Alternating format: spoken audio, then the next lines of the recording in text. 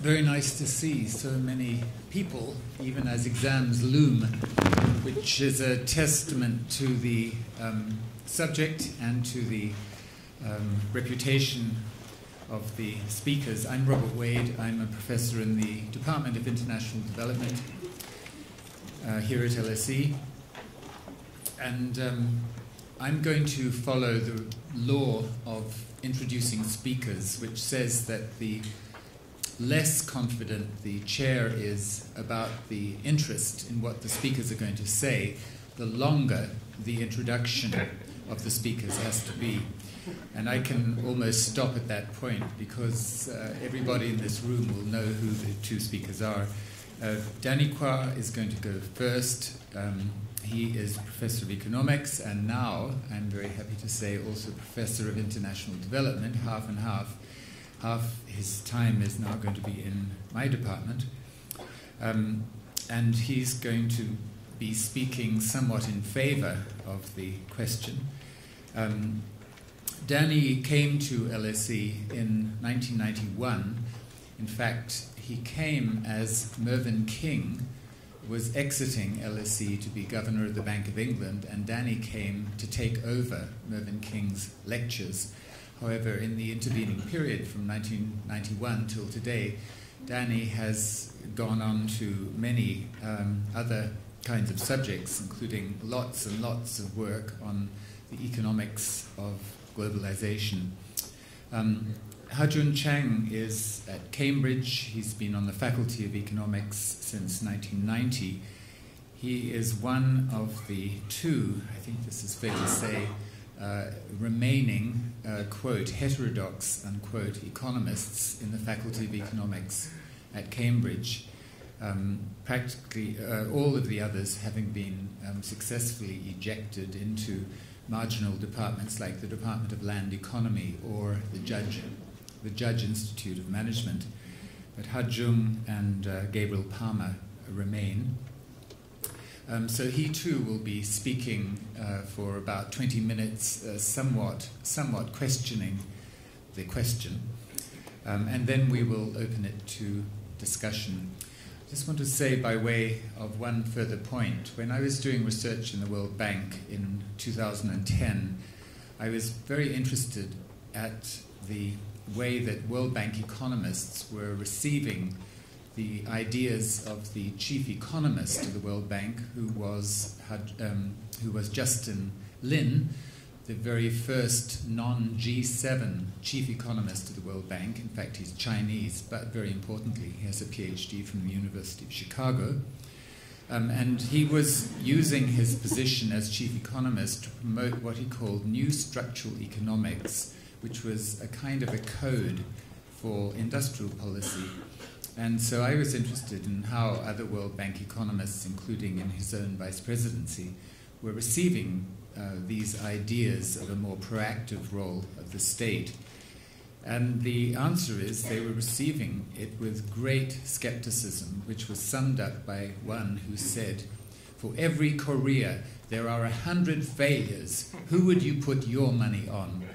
And with that, he simply closed down the whole discussion of industrial policy, assuming that industrial policy means doing what Korea did. If you don't do what Korea did, then you're not doing industrial policy, which is a complete nonsense. But anyway, that was the current of thinking in the bank. So, and when he left in 2012, to the best of my knowledge, his ideas of new structural economics left with him. So with that introduction, that's where the wider debate in the world out there is. Danny.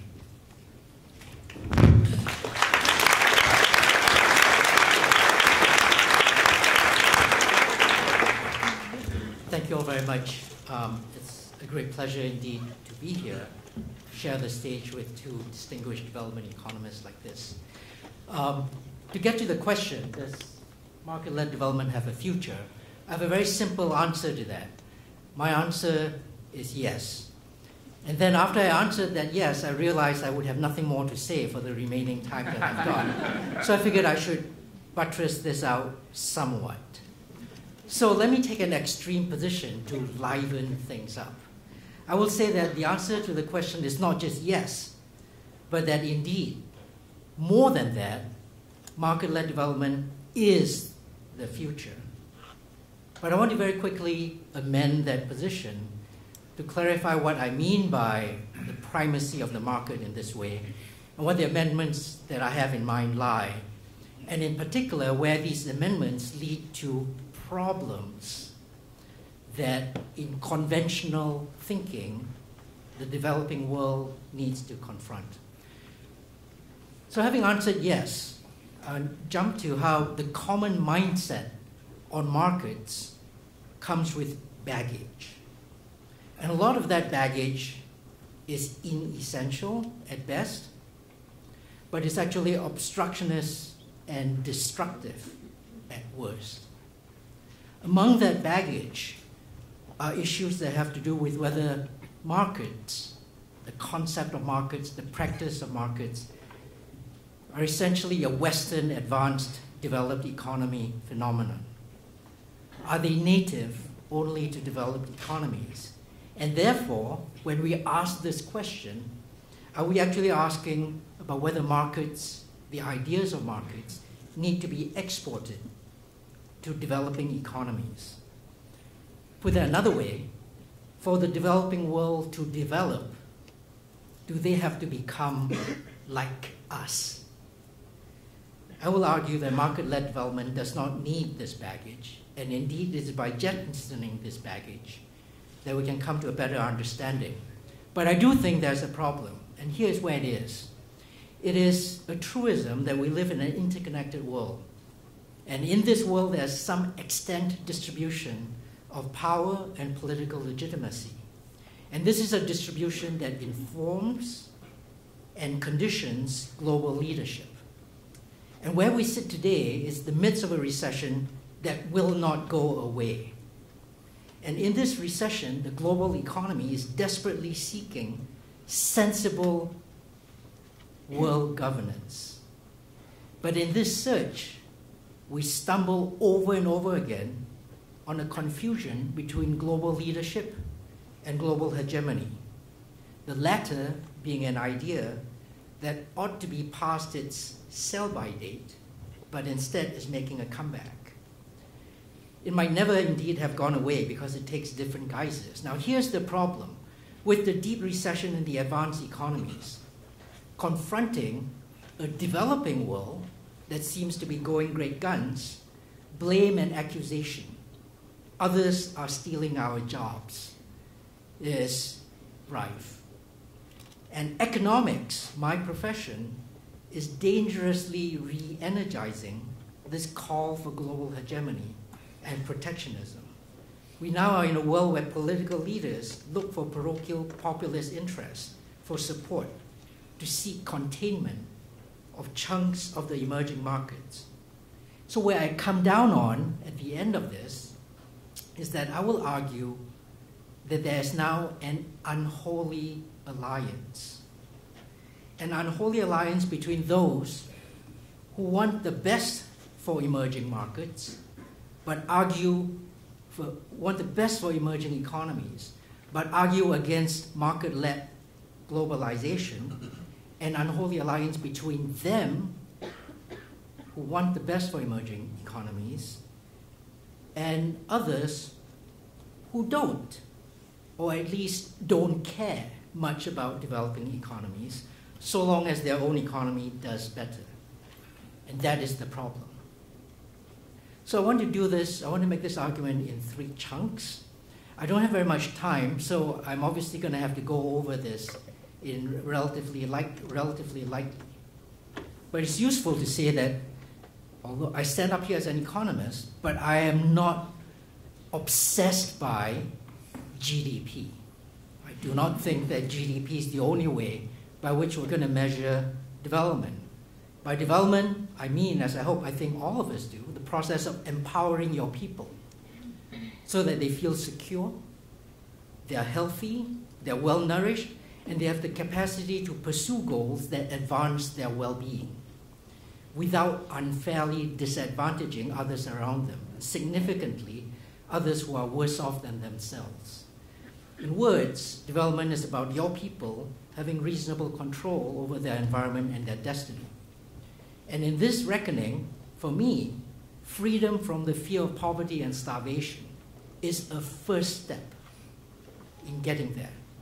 Economic growth, cheap talk about GDP, is an essential part of this process, but it is not the only thing.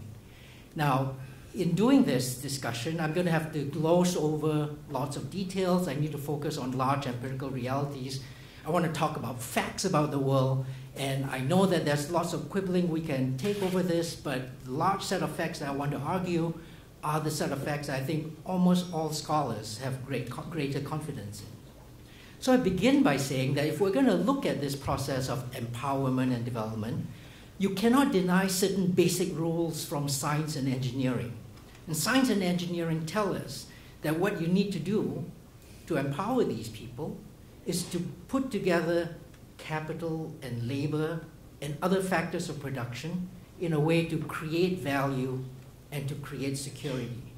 You can do that well, or you can do that pathologically. The mix of production factors can bring about creative and productive follow-through, or they can stand idle and die. And for me, what market-led development talks to me about is that you need to leverage these rules from science and engineering. You have to influence how productive factors accumulate, whether it's investment in physical capital or in human capital, in development of skills and capabilities of your people. For me, market-led development means acknowledging a number of things. The importance of incentives in a setting that allows the environment to spontaneously reveal in an emergent way what incentives will produce the greatest good for that individual and for the people around him. And one hopes for society, but that's not really what the critical thing is here. What matters is what's good for the individual, her family, and those around them. Now, included in my picture of market-led development, why I am such a fan of it, is that you put these incentives together with the institution of private property. For otherwise, incentives have nothing to rub up against. Stability matters, because otherwise promised rewards fail to materialize. So I note in passing that I include in this description incentives that reveal the benefits of schooling and building skills, that reveal the returns to investment in machines and in public infrastructure. And a stable environment is needed because these returns only emerge over time. So I summarize my view on markets. You need laws on private property, you need appropriate incentives, and you need a stable environment. And with that, resources are allocated productively, and growth and development in the empowerment sense that I referred to earlier then occur. Now, beyond this, I'm completely agnostic about markets. I'm not a market fundamentalist. I don't think that markets and only markets deliver these outcomes.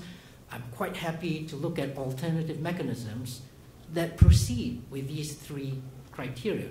But for me, this is the core of what market-led development means.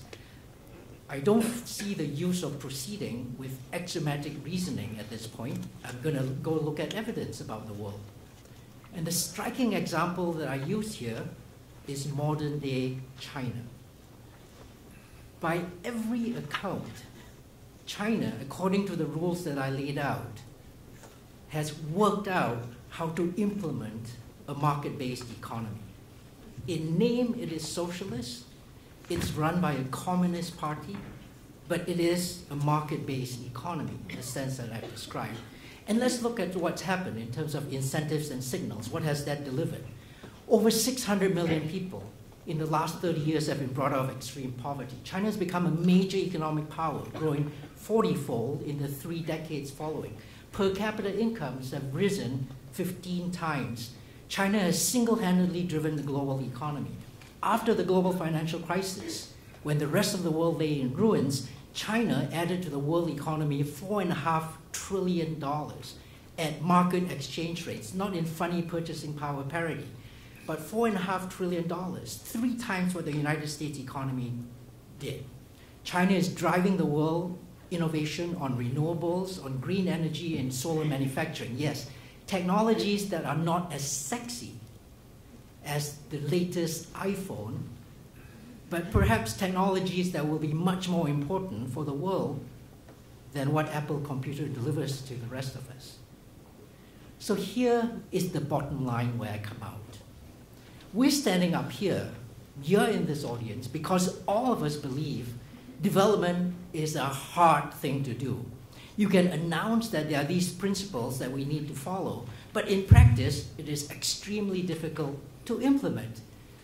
The best examples that we've got are where small island economies like Singapore, to some extent, Hong Kong, to a different extent, have been able to follow these rules and principles and achieve an interesting outcome. Development is just plain difficult. It's plain difficult to do in small economies. It's difficult to do, it must be impossible to do elsewhere. But here's the thing then. When you look at China, China is the world's largest country. It's got 1.4 billion people. It is the complete opposite of Singapore in that regard. So when we realize that China, looking over these facts, the world's largest economy, has also racked up the world's fastest growth rates and has been able to sustain the global economy at a time when the global economy lay in ruins, when Western advanced economies could do nothing to mobilize their economy. And I think many others, come to the realization that my friend Kishore Mahbubani at the Lee Kuan Yew School articulated. And that is that when you realize what China has done, it is like realizing that, okay, I'm sorry, the slides are a little bit off. It is like realizing that the fattest kid in school has just won the marathon and had the 110-meter race. And it's done that through a market-led development process. Now, I've got a little bit more time, so I get to develop my case a little bit more. Most of us are indeed opposed to a simple, naive view of market-led development. And that's because the rest of my presentation, market-led development comes with a baggage.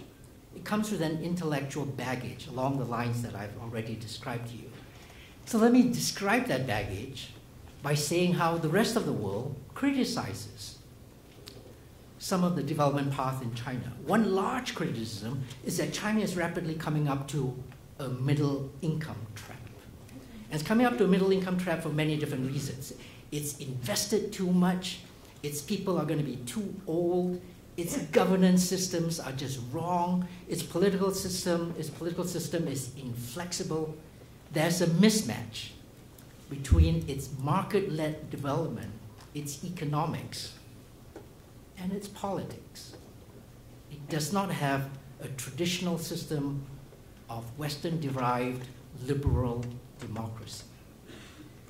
And that is a reason, many people say, that the middle income trap will catch China. And indeed, when the World Bank reports this, they say of the 120 economies or so that are either poor or middle income in the 1960s and the 1970s, only 13 have been able to evade the middle income trap. And these 13 are the ones that have desirable properties. This is an observation made by, among others, Darren Acemoglu and James Robinson in the book Why Nations Fail, and many other observers. I want to argue against this position. So the governance mismatch idea says that once you've gotten your economy off of the very bottom, as China did, then what you need are open, inclusive, flexible, and responsive political institutions, usually with some mixture of ballot box democracy, an independent judiciary, transparency, and rule of law, none of which China or other Asian economies display in any great extent. Because otherwise, the system can be manipulated, and it does not take care of its poor, its weak, and its vulnerable. It is democracy that guarantees that. Instead, in China and elsewhere, that do not follow this path of Western-derived liberal democracy, even if they do follow a markets-led development path, the system is manipulable, corrupt extractive elites will emerge, they will disrupt progress, they will distort incentives, they will lead to behaviors that are economically unproductive. Come away from this. I'm the first to sign up why all of these things are not good things that you want to have in a society. Obviously, corruption is a bad thing. Social injustice, segments of society getting luxury and wealth when they don't deserve it, that's a bad thing. Ordinary people being unable to obtain basic medical care or see redress for wrongs that have been done to them because of corruption in the system, that is a bad thing. All of that is deeply unpleasant. All of that ought to be eradicated. And at the same time, meritocracy, accountability, transparency need to be elevated. How does this square with my optimism for Asia following a path that's different from the West, but nonetheless using a markets-led development path trajectory? We need to separate these surface manifestations of malfeasance and misbehavior from the question whether a system, a country, a developing economy can organically grow its own solution to the problem of development without wholesale importing of Western models of liberal democracy. Or the associated but different important question whether liberal democracy is the only possible coupling with markets that delivers sustainability and political legitimacy. I would feel, and I do feel, a lot more comfortable answering yes to this question if we can indeed separate these things. Okay. My first observation in this regard is democracy does nothing for you if you have to vote for a party not because you think it'll do you any good, but because you think the other party is evil. If civil society is underdeveloped, a freer political system simply means greater instability. And instability is a very bad thing. It is the thing that I referred to earlier about what will make market-led development work. And here I think the test has to be empirical. So let me conclude by reciting a set of differences across societies that have followed different paths of this kind of political engagement. Let me return to China again and compare it with one other economy. So China's per capita income, I said, grew 15 times in the 3 decades after 1980. But here's the other remarkable fact. Its median wages, its wages at the 50th percentile, doubled every decade. Its inequality, yes, was high, was rising, continues to rise, but in terms of the bottom half of the population, they're better off. By contrast, United States median wages have declined, not just relatively, but in real absolute value between 1970 and 2007, when you measure them in inflation-adjusted values.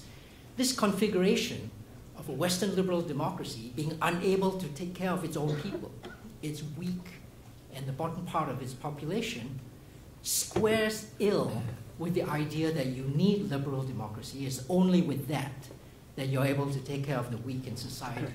Since 1980, China has reduced extreme poverty within it by over 600 million people, more than the entire world combined, 10 times the population of the United Kingdom, 1.5 times the United States or Western Europe. In contrast, in 1980, the share of US income accruing to the top 1% of its population was 10%. By 2007, that share had reached 25%.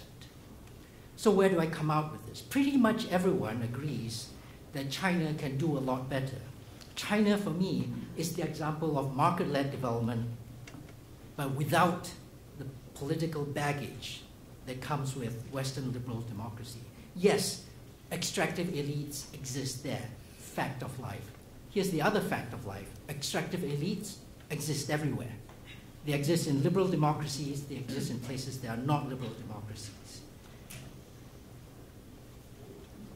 I want to argue that market-led development is indeed the future, but where we need to not get tied down to is the idea that there's just one pathway to legitimacy of a regime or of a state.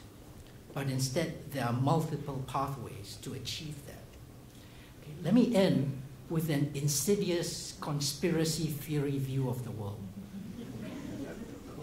By arguing that emerging economies, even when they follow a market-led development path trajectory, but don't check off all the tick boxes about how they are now like us, like Western liberal democracies, this delegitimizes the regimes and the growth trajectory in emerging economies. Why does this matter? This matters because the world now is in a situation where it needs global leadership.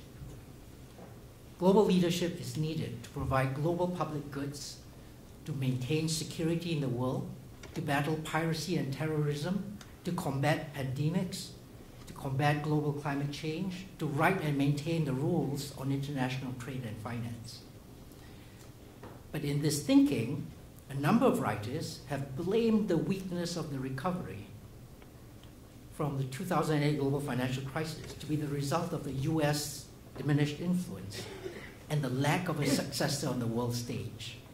The message there is that we can restore the world to balance if only we restore the position of the United States in its primacy in the global system. Now, here's an experiment that I want to end with. Go to Hainan Island in the South China Sea and draw a circle 4,000 kilometers in radius. That's the picture you come up with. That's the highlighted region. And here's the fact. That region contains about 25 million square kilometers of land area, with it 1/16 of total world land area, 1/6 of total world land area. Okay. In that circle, more than half the world's population lives. More people live in that tiny circle than live outside of.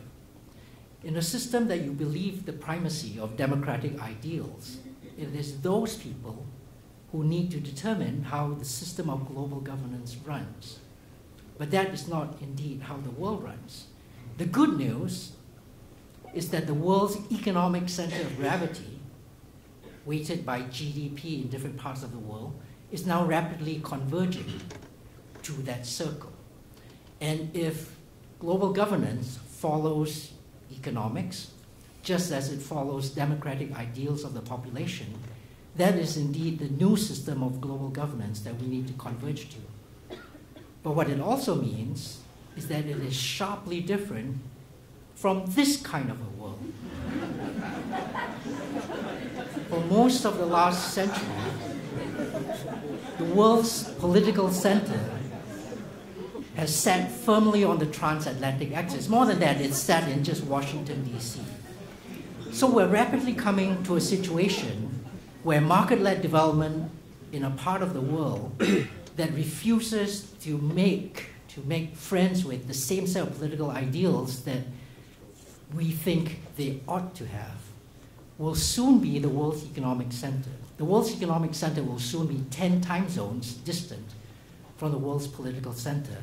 This fractures the world's global economic and political landscapes, and it sets up a tension between how economies perform and what global governance looks like. And we need to repair that fracture.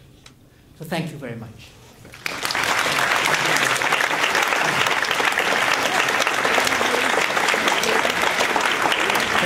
Thank you very much. Just before Ha-Joon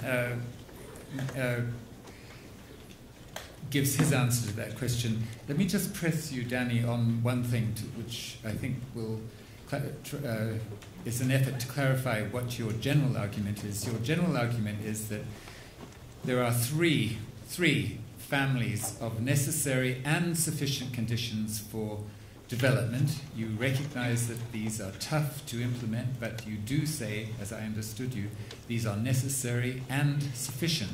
Namely, 1, appropriate incentives, 2, private property, 3, stability of investment so that rewards accrue to those who, rewards in the future accrue to those who invest today. The point I want to ask you is simply, has this been tested? Have you tested it? I mean, empirically, measuring countries in terms of their degree of private property, their degree of whatever you call appropriate incentives. The danger is that that's a complete tautology, because if it works, then the incentives must be appropriate. If it doesn't work, then obviously the incentives were inappropriate. And so the question is, how can you get out of a tautology? Okay. We can have a further discussion on this subsequently as well. But let me quickly address your point by saying I don't think these are necessary and sufficient conditions, and I think there are different mechanisms by which we can achieve these lacunae. Okay, I did hear you say that they were necessary and sufficient. That leaves open the possibility of different ways to reach those necessary and sufficient conditions, which is the point you just made. Okay, so Ha-Joon. Yeah.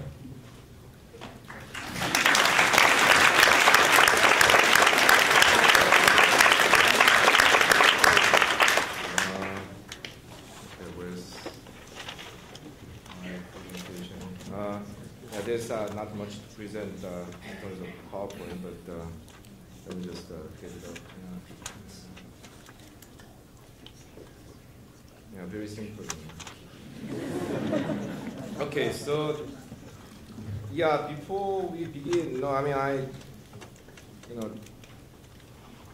completely agree with Danny that kind of electoral rules of liberal democracy cannot be the judge of how good the governance system is. The Robert knows about this much better than I do, but I was in Iceland last December, and I was told that the former prime minister and then central bank governor had just instituted himself as the editor of the biggest newspaper.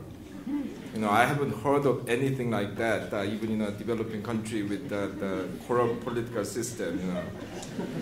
Icelanders tell you that they had the parliament since 1356 or something, but the reality is quite complex.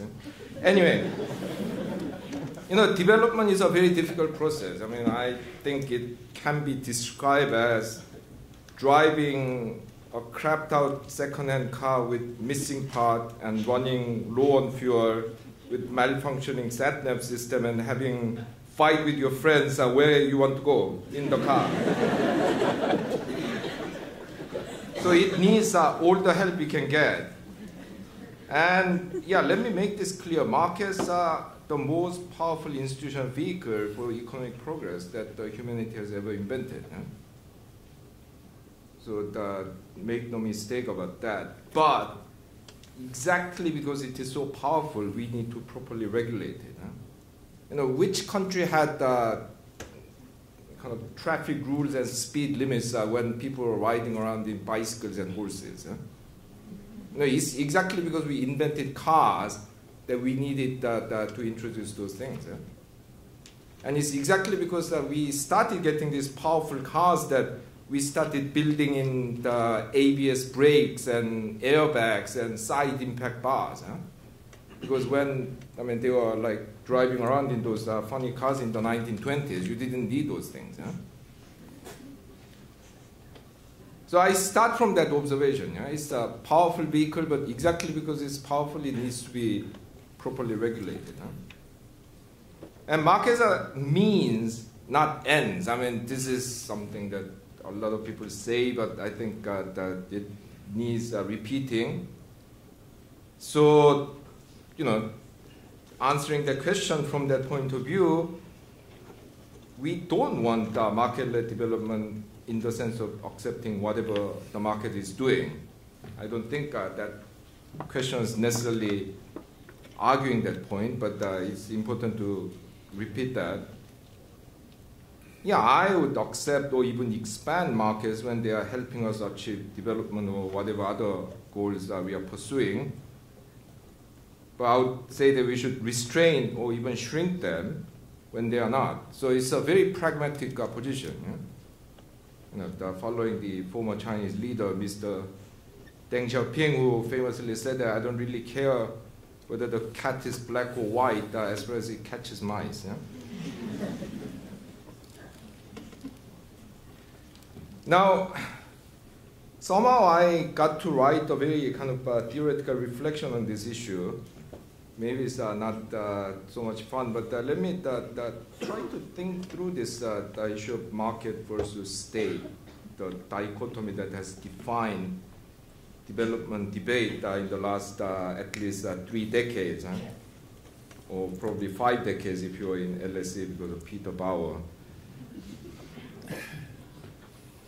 I would argue that this is a fundamentally misleading dichotomy. Because when you think about it, markets are not actors in the sense that states or firms are. Yeah?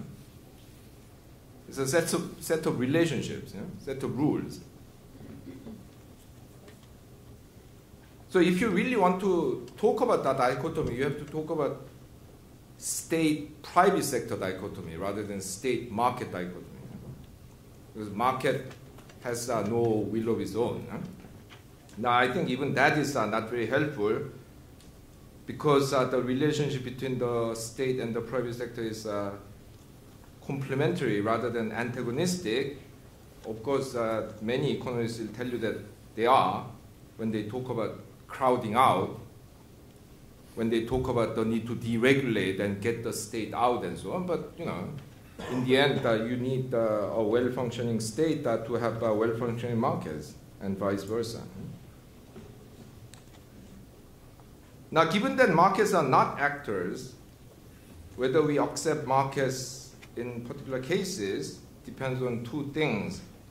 First, the rules that define those markets, and secondly, the characteristics of the actual actors that operate in those markets, consumers and producers. And the state actually can be both. Yeah? It is a consumer when it buys things from the private sector. It can be a producer when it produces, police service, social service, commercial services through state-owned enterprises. Now first, let's talk about the rules. Different markets have very different rules on what can be bought and sold, how they can be exchanged, how competition is conducted, how people are compensated, and so on. And these differences exist not just across countries, not just across times, but also across markets within a single country at a particular point of time. So any country contains markets with very different rules. And depending on what these rules are, the results of market-led development can be very different. So for example, you could introduce a rule that foreigners have to pay taxes to enter your national market. That's called protectionism, tariffs. Or you can introduce a rule saying that we give tax advantage to those who invest in machines rather than, say, houses. Or you can introduce a rule saying that you cannot make these kinds of speculative investments and so on. So, according to these rules, the results can be very different.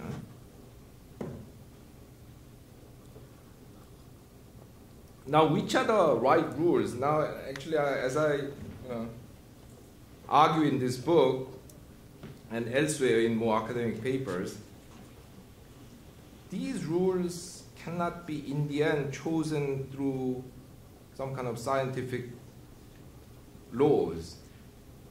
they are in the end politically constructed.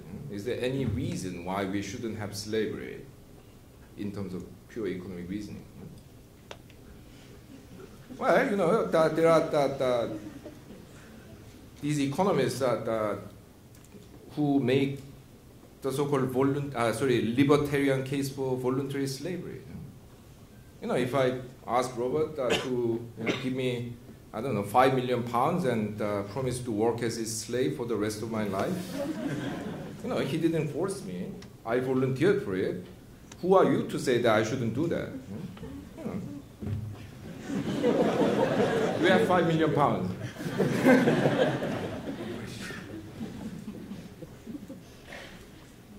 You know, there was a time when people thought, banning child labor was nonsense, and so on. So, you know, basically, in the end, all these market rules are politically decided. Now, we may agree to pretend that some of them are not politically determined and accept those underlying political decisions for the moment, fine. But if you really go to the end, there is no rule that is not political. Now, if there is no scientific theory to tell you where exactly you should draw the boundary of the market, what kind of rules you should have, and so on, what rules you choose depends on what kinds of outcomes they create and what kinds of outcomes you want. Once again, you have to be pragmatic. Now, even with, let's get this up now. And even with the same rules, the outcomes of a market process will depend on the characters of the actors in it. There are producers and consumers if you divide them big, and then there are all these different categories of actors. Now, of course, the consumers can make a difference. I mean, consumers demanding more organic or green products have recently changed some markets quite significantly. Many governments have actually significantly changed the course of their economic development by acting as a particular type of consumer through government procurement policy. The Japanese computer industry and the Finnish the mobile phone industry would not have existed if the Japanese and the Finnish governments bought these rubbish products from their own national companies for a long time. No, because they were rubbish.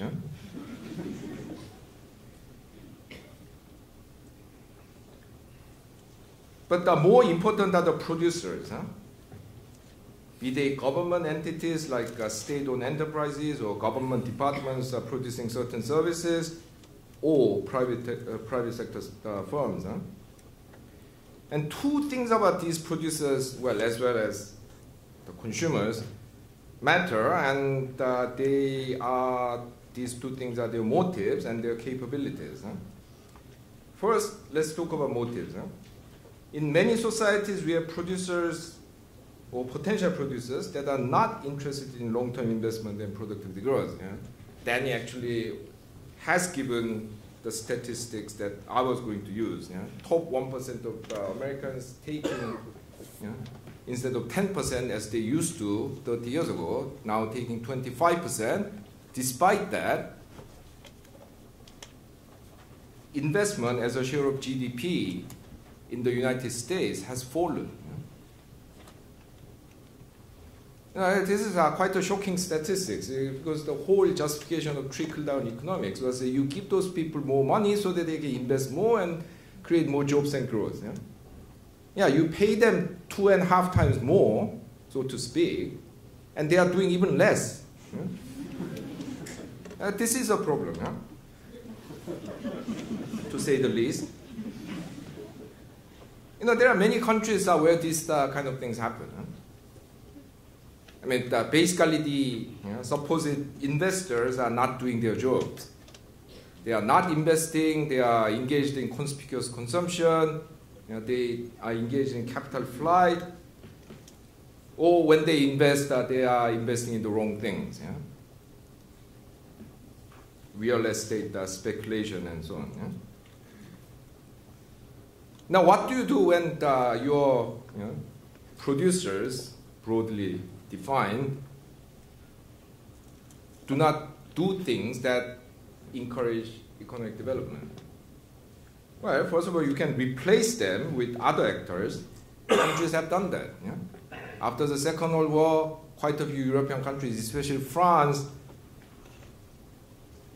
nationalized a lot of companies in the belief that their capitalists were particularly undynamic and conservative, and they needed to modernize their industries.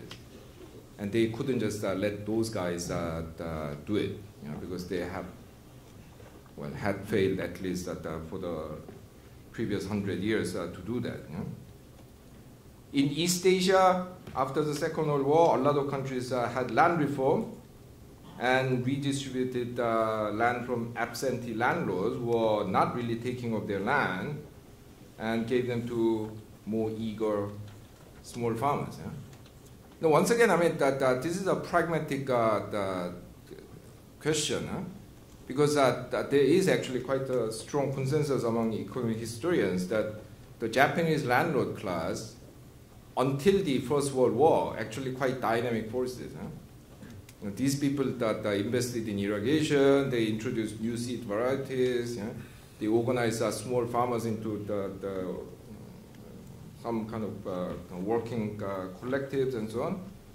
But when that generation died down, their children all moved to Tokyo and Osaka and couldn't care less about the land. So a lot of people started arguing that this is holding Japanese agriculture back. Anyway, you can do something less radical and leave the existing producers alone, but change the rules of the market. So if you want to enhance increase productivity enhancing investments, especially in countries like the US and Britain, you need to change rules about corporate takeover, rules about CEO pay, which is totally dependent on how well they serve short-term speculative shareholders. Ha-Joon, 5 minutes. Yeah. No, you can, yeah. Now, how about capabilities? And I mean, this is the more important question when it comes to developing countries. Because in mainstream economic models, it is usually assumed that everyone is equally capable. The best example is Heckscher-Ohlin-Samuelson trade theory. There's the one best practice technology for each product, which uses different factor combinations. Different countries have different relative factor endowment, and they choose the one of those technologies according to their factor endowments. Well, they choose things in which they are least bad at. Because that people often misunderstand this notion of comparative advantage. Comparative advantage doesn't compare different countries. It's comparing different possible activities. So that when you hear some people saying, "Oh, such and such poor country doesn't have any comparative advantage in anything," that's wrong. Everyone has comparative advantage in something. You might be rubbish at everything, but there must be something at which you are the least rubbish at. No, this is a very important insight. But in this, in the Heckscher-Ohlin version, because of that assumption of technology, if Guatemala is not producing BMW, it's not because it cannot, but because it doesn't want to. Because that, according to the law of comparative advantage, it's disadvantageous for Guatemala to produce things like BMW. But in the end, the key problem for developing countries is that their producers are not capable. That's the nub of the problem. So things like infant industry protection tries to create the space in which producers can increase their capabilities. Note the way I just have formulated it. You know? I'm not saying that protection itself increases capabilities. Yeah, there might be a little bit of increase because there is learning by doing effect, which comes from cumulative experiences. You know? So if you are protected and have bigger, well, more consumers to serve, you have the more production experience, and your productivity might increase a bit. You know? But that's not nearly enough. You need to invest in productivity enhancing things like investment in machines, skills, research, and what have you. June, 2 minutes. Yeah, actually I'm done.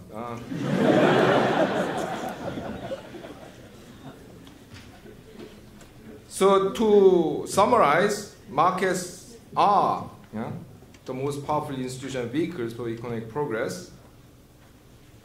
Let's get that straight. But whether we should leave things to the market, as we have been recommended to do in the last few decades, will depend on the exact rules that those markets have and on the motives and capabilities of market actors. And if these rules, motives, and capabilities are inadequate, we should change them. There's nothing sacred about any of these. So in that sense, maybe the term market-led itself is quite loaded, but insofar as that we use it in the sense that it has been used, my answer to the question is no.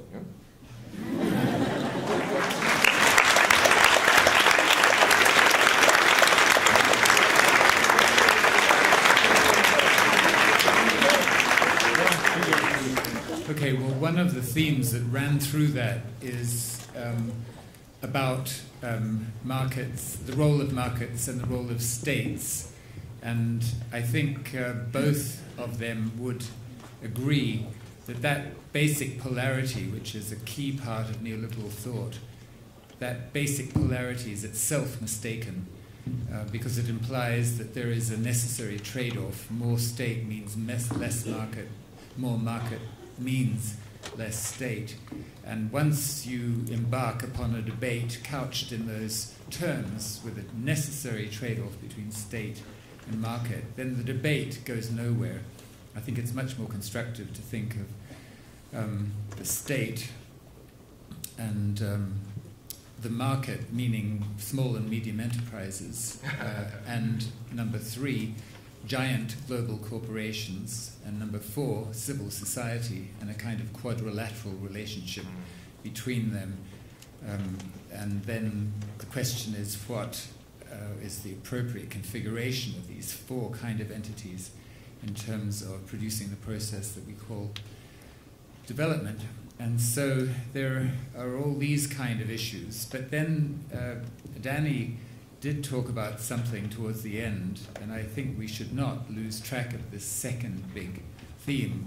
It came out in the context of his analysis, and he's got a great deal of publicity from this analysis about the changing location of the economic center of gravity of the world, moving from the mid-Atlantic in 1980 to somewhere near Turkey at the moment, and going quite quickly in an easterly direction.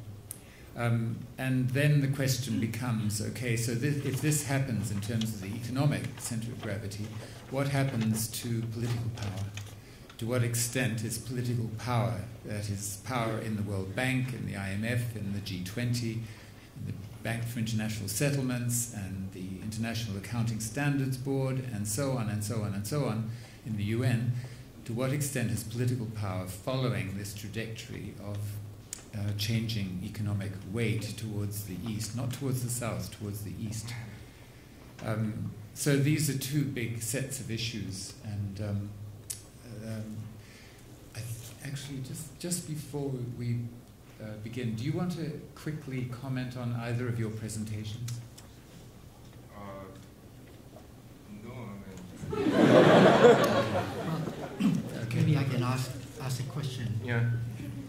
Not so much comment, but it strikes me that, you know, among the many interesting ideas, two planks that you set out, that the market is a very powerful mechanism, and that we need to regulate the market. I think those are two extreme planks that most people would sign up to. And I suppose the real question, whether sort of rubber hits the road between you and me, is where exactly in that the gulf between those extremes rests. And I suppose I'm happy to take the first step at this, and that is that I think, you know, I think market fundamentalism, by which I mean, you know, the idea that you would go around thinking that everything that markets do have to be right, and that every time you disrupt markets, has to be wrong. You know, market fundamentalism has no place in the discussion, except as an extreme whipping, except as an extreme poster child of a certain way of thinking.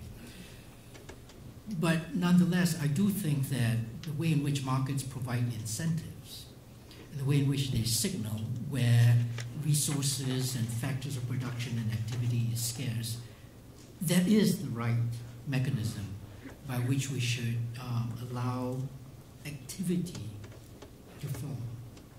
And I wonder if when you say, you know, markets are powerful, therefore we should regulate them, that you even disallow the possibility that markets give the right signal in many instances. Well, I mean, it's an empirical question, isn't it?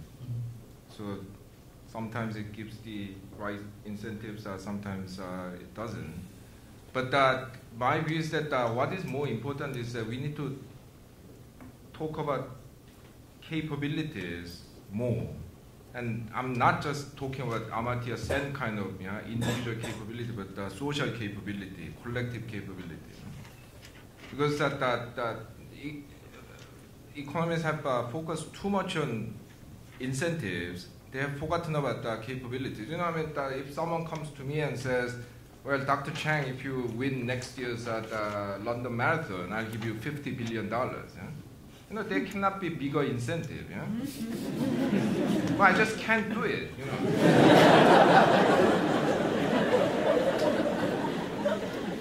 So that we also need to think about ways to raise capabilities, and some of these might require restraining certain parts of the market, in the sense that, you know, let me give you a striking example. Back in 1955, all the 12 Japanese car companies put together built 70,000 cars. Huh?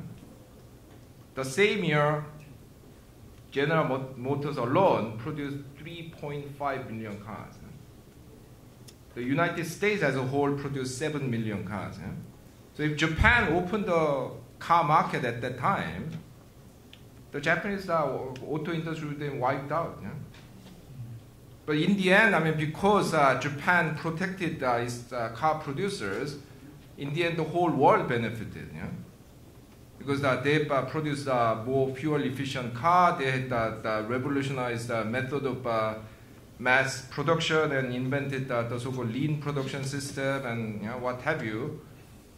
So, you know, once again, it's an empirical question. I'm not saying that protection always brings that benefit. I mean, it needs to be well kind of designed, and the incentive to improve constantly put on the recipients and so on. But you know, I mean, if you can produce something like that by using protectionism, why not? Yeah?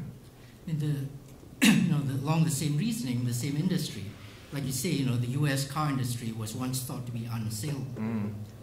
But in the last 10 years, the Chinese car industry, you know, which one might have said they would be in the position of being offered a $50 billion prize and not being able to run a marathon. But they have increased their production ninefold.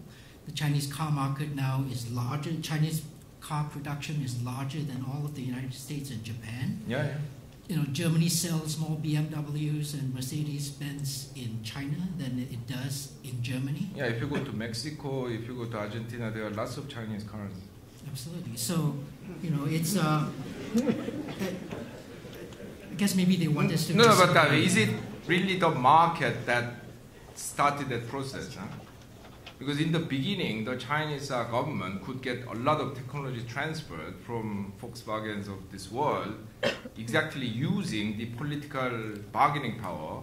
It was a protected market, so if you want to come and build your cars in joint venture with our producers with lots of conditions, you can do it. So it's a mixture. Yeah? It's not straightforward market. It's not straightforward government intervention. Yeah? And that's the problem about framing the question. Is market-led development, does it have a future? It implies that this thing, market-led, is a clearly defined idea. And the point about Ha-Joon's remark is that the distinction between incentives and capabilities is fundamental. And markets can operate in situations where capabilities are being built up in ways that rig the market or protect the market, but it's still a market. It's not, the producers in that market are simply not exposed to international incentives. They are given some form of protection in order to build capabilities. Yeah. That is a fundamental point about development. Okay, you can tell I've got many dogs in this fight. Yes. Yes. Hi. Firstly, I'm thinking I'm 10 years too late to have jumped on the centre of gravity as it went past. But my question was going to be, why didn't Danny tell us when it was closer? But my question was going to be, so if market rules, and all markets have rules, they're not really free, there are some rules, as you say, they are rules. If they're set politically, without just using the examples of America as Western liberal democracy and China, what political systems or governance set the best rules? Is there answers to that? Should we take? Yeah, let's take several questions. 3. Yes. Thank you. Microphone. Thank you. Professor Quah, you conflated the middle income trap with arguments, political arguments about whether people want their markets to be run with or without full democracy and civil rights and so on. But aren't there a whole bunch of economic arguments about why you might or might not want to be a middle income country? It's obvious we don't want to be impoverished countries, but is it even possible for everyone to be a high-income country? And you did mention climate change. Thank you. And the third one, yes. It's interesting that the previous speaker talks about climate change. Isn't the problem with market-led economies is that they lack the responsibility or don't appreciate the consequences of what they do? I'll give an example. The chemical industry is $1 billion industry. I'm not an economics person or anything, but the problem is that ordinary people, scientists and ordinary people have realised that the pesticides that they produce is fundamentally causing problems to the ecosystem and therefore is a direct threat to human existence. Professor, isn't it? Well, sorry, Professor Hung. I mean, why have you not included in this model communities and responsibilities? And I disagree that market-led economies have a future simply because there's too much conflict of interest between ordinary people and basically the globalization. Okay, would you like to take those 3 questions? Yeah, okay, yeah. Well, is there an ideal political system? Well, I don't think so. Well, at least telling from what countries have been doing, I mean, yeah, maybe the Scandinavian countries come close to it, but, you know, I mean, first of all, the rich countries are, you know, many of them have become democracies only very recently. Yeah? You know, Switzerland gave women vote in 1971. actually 91, if you count these two rogue cantons which refused to give women votes in local elections until 91. The US became, well, probably it's still not a democracy, the hanging chad and all that, yeah, but even disregarding that, I mean, until the civil rights movement, the southern states actually had all these vote qualification requirements, which said that you have to be paying taxes and you have to be literate and all kinds of things. Yeah? Australia gave the non-whites vote only in 1962 and so on. So the history of democracy is actually very short and very kind of fragile. Yeah? And then you have cases like Iceland, which used to rank number 3 in the transparency index and corruption perception index in the whole world. And when the financial crisis happened, you realize it used to be run like a mafia. Yeah? No, that's the only word I can use to describe what has been going on in the country. Yeah? I mean, Robert will probably back me. So, it's a constant struggle. There are people who don't want ordinary people to have a voice. In the old days, I mean, basically, unless you are rich white male, you couldn't vote. Period. So, I mean, it's a constant struggle, and in that sense, we need the citizen activism and community pressures and what have you. Now, I mean, I haven't included those things here because I'm talking about the market. Yeah? So there's an even bigger framework that I didn't talk about, but this is what I did today. And the third question that you are right. I mean, the markets take into account only things that they are forced to take into account through laws. Yeah? So you have to set those things right. Yeah? Once again, I mean, it's only a vehicle. Yeah? So, if you are, I don't know, if you give a, powerful sports car to someone like me, I'll probably hit 5 people and kill 3 of them. If you give it to Lewis Hamilton, he'll win the Grand Prix and earn a lot of money. So, the vehicle really depends on, the result really depends on how you use the vehicle, who's using the vehicle, for what purpose. Eh? Okay, I'll leave it there. Okay, on the question about the world's economic center of gravity, it's not too late.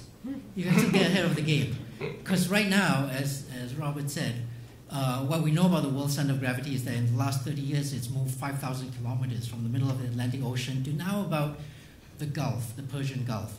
So you can get ahead on the game, buy Singapore, get in when the money is still good. Which governments set the best rules? I don't think that question can be answered in the abstract. Certainly my own thinking about when you compare how different countries run markets and run governments, it depends on circumstances. It depends on the development of civil society. It depends on the strength of competing interests and the level playing field that's engendered by a free press. It depends, varies with the level of education in society. Different things work best at different times, in my view. But the US-China comparison is a nice one because it sharply contrasts 2 different large models about the way the world should go. And I think that comparison there shows that the US is actually not in as comfortable a position, or we in the West are not in as comfortable a position as maybe we would like to think.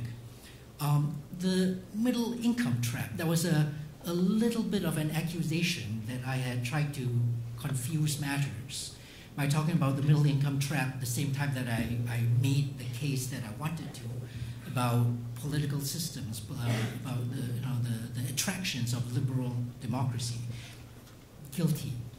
I did do that. I did conflate that a little bit, and I'm happy to have a longish discussion about middle income trap, about how it is a real problem in the world, which is a problem in the world that, according to the World Bank, only 13 countries out of about 200 have been able to evade.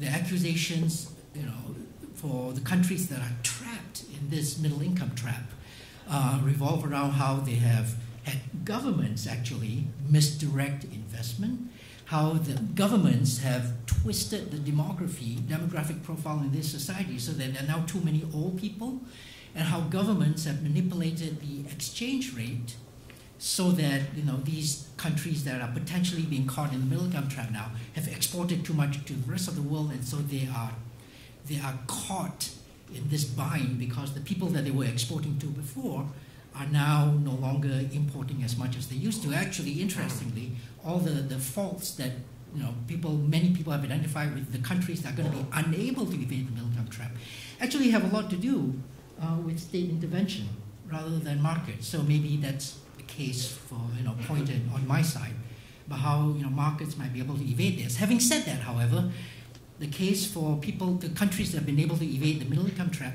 is actually not that persuasive. The 13 countries that the World Bank trumpets as the countries that we should emulate. Well, true, 5 of them are Far East Asian economies. They are Confucian-based. They're Japan, South Korea, Taiwan, Hong Kong, and Singapore. And 2 of those countries are small island economies that do follow this incentives rule, but they're also small island economies. And of the other 9, well, 4 are kind of different in peculiar ways. One of the 4 is Puerto Rico, another is Mauritius, the third is Equatorial Guinea, and then the 4th is Israel. So they're all different factors about why they might be able to evade the middle income trap. And finally, although the World Bank does not trumpet this particular fact, the remaining 4 economies in the 13 that have evaded the middle income trap are Portugal, Ireland, you guessed it, Greece, and Spain. Actually, exactly the 4 economies that are dragging down the Eurozone currently in this sovereign debt crisis that we're going through. So the middle income trap is complicated. There are lots of different things to say about it. However, the point remains, people out there in the emerging world, from Malaysia through all of East Asia, running up to China and beyond, are all deathly afraid of their being trapped in this middle income position. Now, you might say, well, what's so bad about being in the middle income trap? Not everybody can be the number one. And I suppose these people would say, fine, but maybe we should have a round-robin kind of situation where some of the time the top countries come and see what being middle income country is like, and then the rest of us get to enjoy first world incomes. I think most people want to get into the high-level income situation. Now, left for the climate change point. And sure, greatest market failure in all of recorded human history. This is really bad news. It's a problem with markets, but I suspect it's a problem that would have emerged whether or not we had markets dictating the outcome of our industrial activity. You must remember, for a long time, none of us knew anything about our carbon footprint. None of us knew anything about what was happening in the stratosphere. None of us were worrying about global climate change.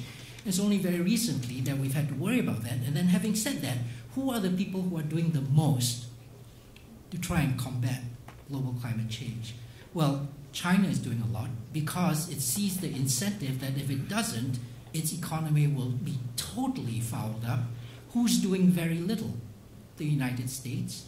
Because right now it's just sitting on a huge amount of shale gas and oil. It's totally redrawn the hydrocarbon map for US economic activity. It has no plans to do anything further on the global climate change front. That's totally dropped off its horizon. But the thing that drives all of these actions is incentives. People have to see what the payoff is to them of taking different kinds of actions. And I think that is the powerful message that I think we should take away with this. Just before we have the next round, I just want to press you, Danny, a bit more on your core conceptual argument. As you said, there are 3 conditions for economic development: appropriate incentives, private property, and stability.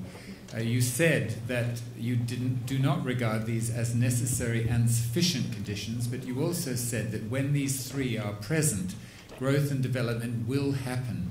So I just want to press you, what is the nature of the causal status of these 3 conditions? Okay.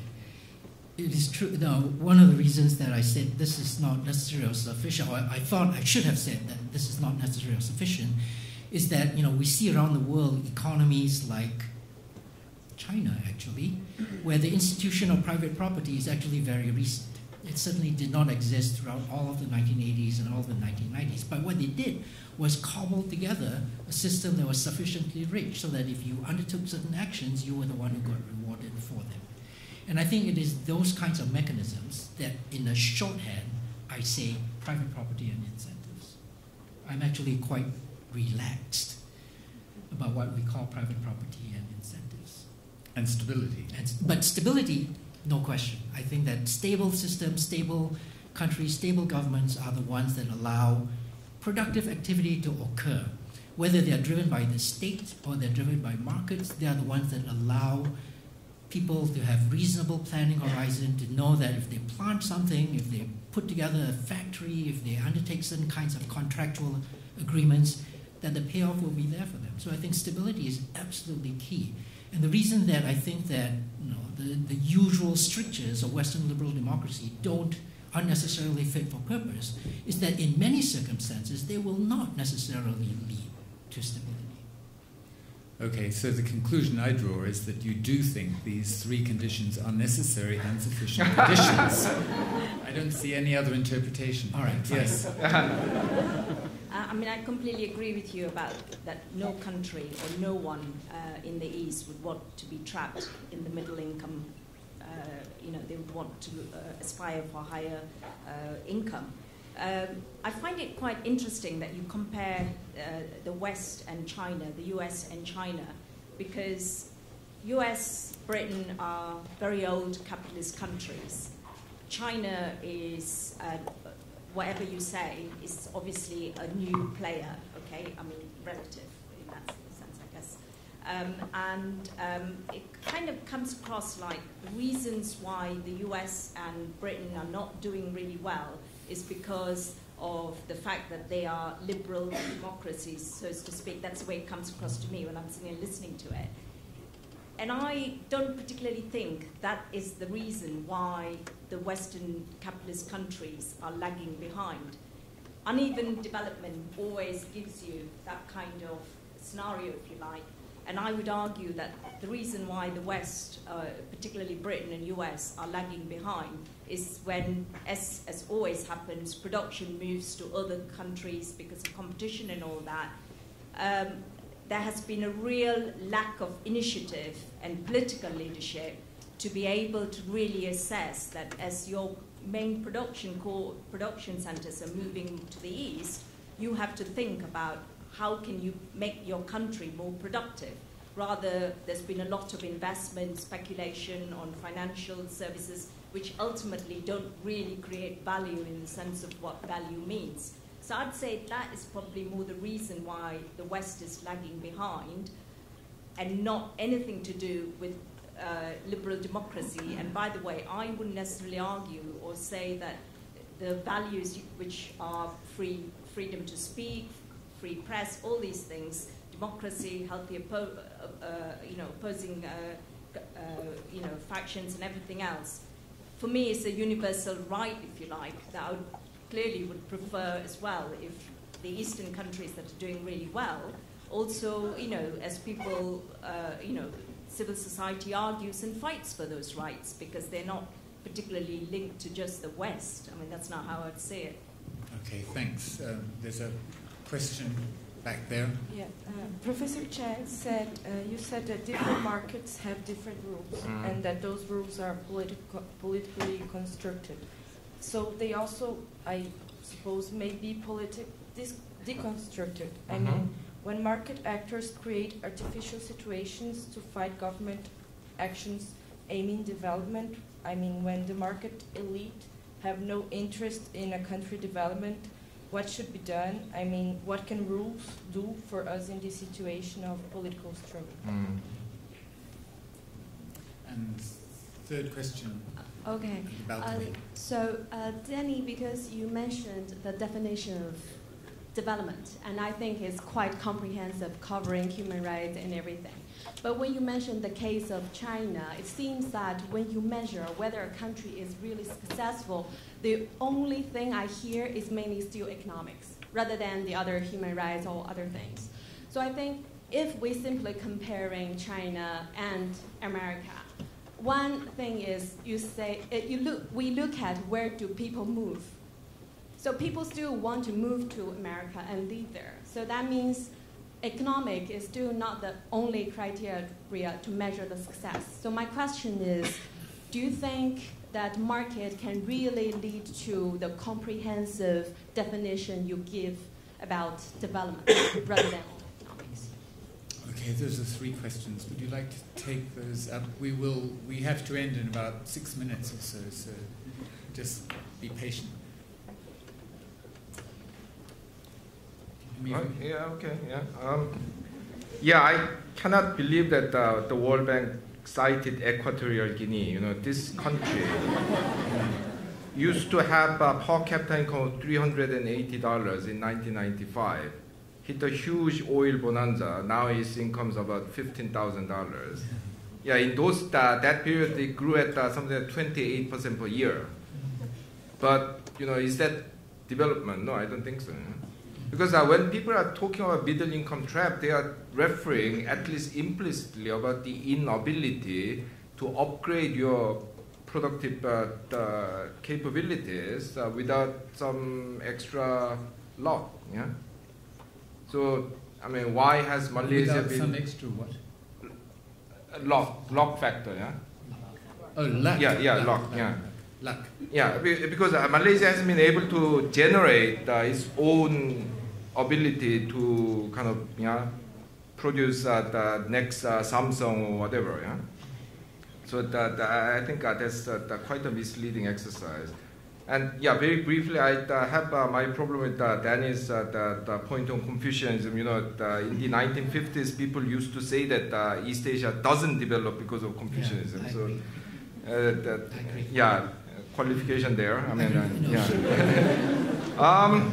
You know, my point was that there are huge problems with that particular the middle income trap concept. No, I agree with your general analysis. Now, different market rules, yes, I mean, market rules that can be politically deconstructed, you know, and yes, I mean, this is what actually has happened all the time, yeah, because if you look at the last 3 centuries of history of capitalism, through political actions, the boundary of the market has been constantly redrawn. And if anything, the sphere of market has been shrinking. Because there was a time when everything was for sale. Not anymore. And it's only because people fought for these things that we got them. And we still have to do that. Now, I mean, the difficulty is that, as you implied, market power spills into political power. So when certain section of the economy becomes very rich, they buy up the politician or they become the government, like American financial industry.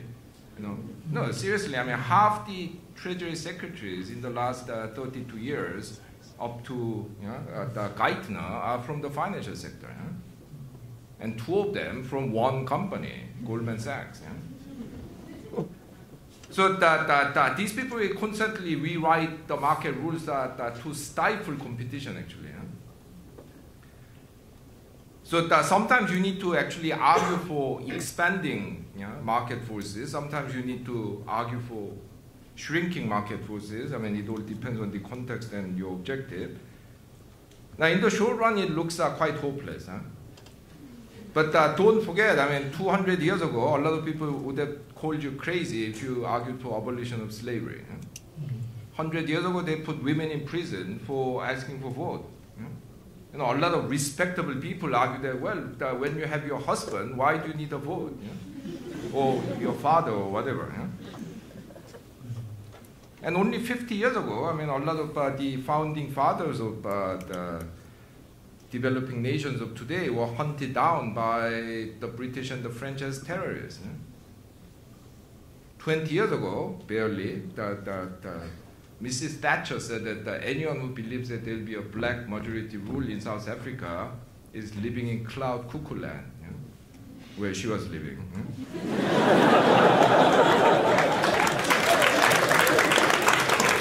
So in the long run, these things happen, I mean, it doesn't go straight, zigzag, backward, and so on. But these things happen only because people fight for it. I think we can take just one more question. Yes. Can I answer? Okay. Go ahead. Yeah. Sorry.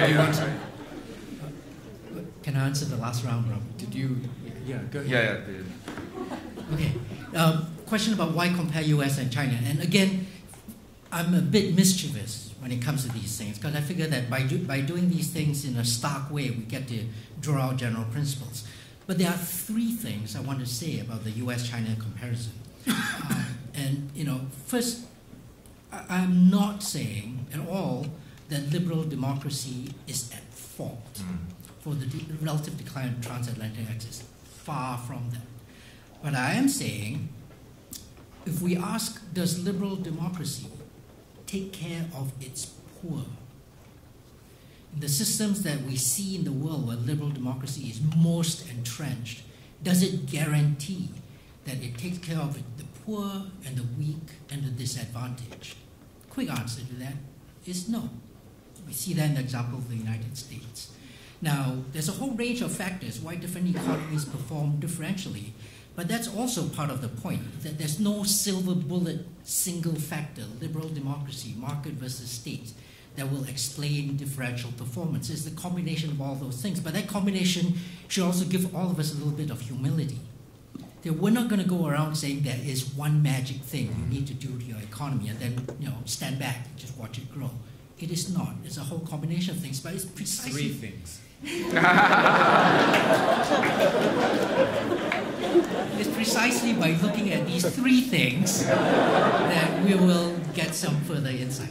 Okay. Now, and then finally, on the question about China and whether I have misled people about, when I first started talking about this broad issue of development, and then I did the China GDP obsession. I'm not obsessed with China's GDP. Let me point out that, the United States today has a level of per capita income that's 6 times that of the United States, that of China. China today, in per capita terms, is poorer than the per capita income of 9 countries in Africa. To hold up China and say that this has failed because people are not flocking to China, but instead of flocking to the United States, I don't think is an appropriate comparison. There's lots more to do. But I do want to say there are lots of things that are going well for it, and we need to give it need to properly acknowledge those successes. Okay, I think we have time for just one more question.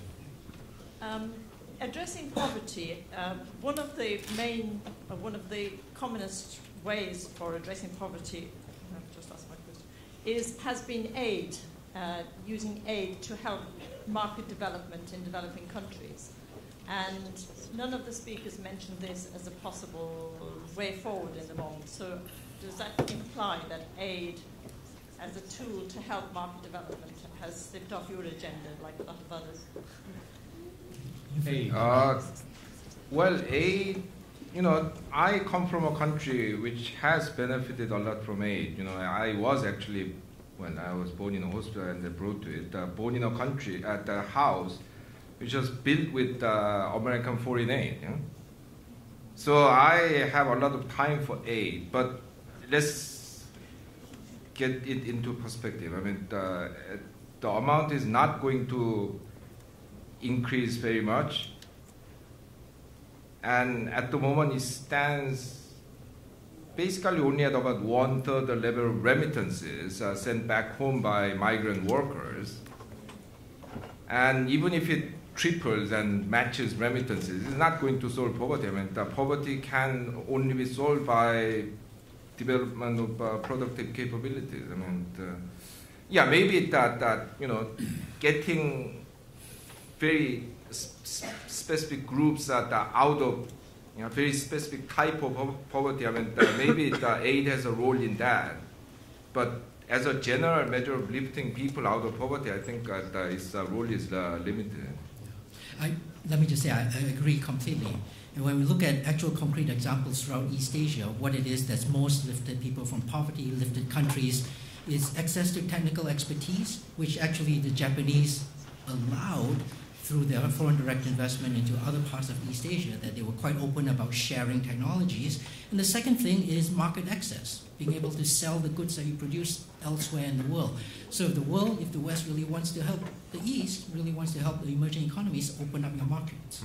That's probably the single most important thing to do. Okay, I will leave you with just one final thought. If you ask the question, this is really important, if you ask the question how many non-Western countries have become developed in the past 200 years since the Industrial Revolution, then however broadly you define non-Western and country, if you define them broadly enough to include Hong Kong as non-Western and a country, and however broadly you define developed, then the answer to that question, how many non-Western countries have become developed in the past 200 years, the answer is 6 or maybe 7.